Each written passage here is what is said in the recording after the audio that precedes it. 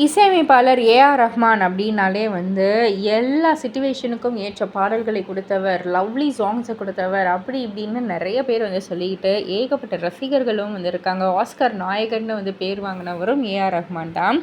இவர் சமீபத்தில் ஒரு விஷயத்தை வந்து பகிர்ந்திருக்காரு. அதாவது அவர் என்ன சொல்லியிருந்தாருன்னா, நான் அனைத்து மதங்களின் ரசிகன், இஸ்லாம், இந்து மதம் மற்றும் கிறிஸ்துவ மதத்தை படித்திருக்கிறேன். மதத்தின் பெயரால் மற்றவர்களை கொல்வது அல்லது தீங்கு செய்வது தான் இங்கே இருக்கும் ஒரே பிரச்சனை. நாம் வெவ்வேறு மதங்களை பின்பற்றலாம், ஆனால் நம்பிக்கையின் நேர்மையே இங்கு அளவிடப்படுகிறது. அதுதான் நம்மை நல்ல காரியங்களை செய்ய வைக்கிறது. அதனால் மனித நேயம் பயனடைகிறது. நாம் அனைவரும் ஆன்மீக ரீதியாக பணக்காரர்களாக இருக்க வேண்டும். ஆன்மீக செல்வம் வரும்போது பொருள் செல்வம் பின்தொடர்கிறது அப்படின்ற மாதிரி வந்து சொல்லியிருக்காரு. இதை பற்றி நீங்கள் என்ன நினைக்கிறீங்க? உங்களுடைய கருத்து என்ன அப்படின்றத கீழே உள்ள கமெண்ட் பாக்ஸில் குறிப்பிட்டு சொல்லுங்கள். மறக்காமல் சேனலை சப்ஸ்கிரைப் பண்ணி பக்கத்தில் உள்ள பெல் ஐக்கானை கிளிக் பண்ணிவிடுங்க.